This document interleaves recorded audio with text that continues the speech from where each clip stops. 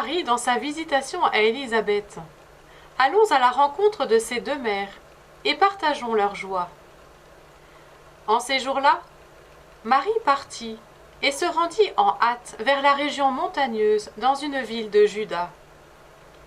C'est la hâte de l'amour, la hâte de la charité, car la joie intérieure ouvre au service de l'autre.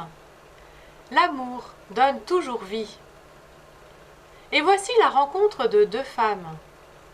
Chacune d'elles porte un secret, le secret le plus intime et le plus profond dont une femme puisse faire l'expérience sur le plan de la vie physique, l'attente d'un enfant.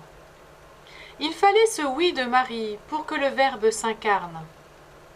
De même, l'acceptation de chaque femme qui porte en son corps un nouvel être humain est nécessaire pour qu'il puisse développer son corps et venir au monde. La femme enceinte devient alors image vivante de cette affirmation du Concile Vatican II. L'homme, la femme, ne peut pleinement se trouver que par le don désintéressé de lui-même, d'elle-même. C'est par le don désintéressé qu'elle fait de son corps, et donc d'elle-même à son enfant, qu'elle commence à déployer la dimension maternelle de son être de femme. Comment ai-je ce bonheur que la mère de mon Seigneur vienne jusqu'à moi? Oui, Marie est déjà pleinement mère. Élisabeth est aussi pleinement mère.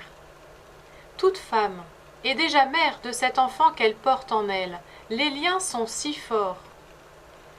Mystère précieux de la femme enceinte déjà mère, qui porte en elle cet autre mystère qu'est l'enfant.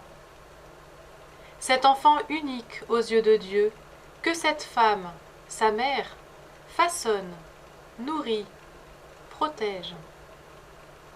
Rendons grâce pour cette maternité qu'il nous est donné de contempler dans la rencontre de ces deux femmes, dans la communion de ces deux âmes. C'est la joie des merveilles que fit le Seigneur. La joie qu'apporte Marie en hâte et communicative, c'est la joie du salut, c'est la joie de la vie. Ave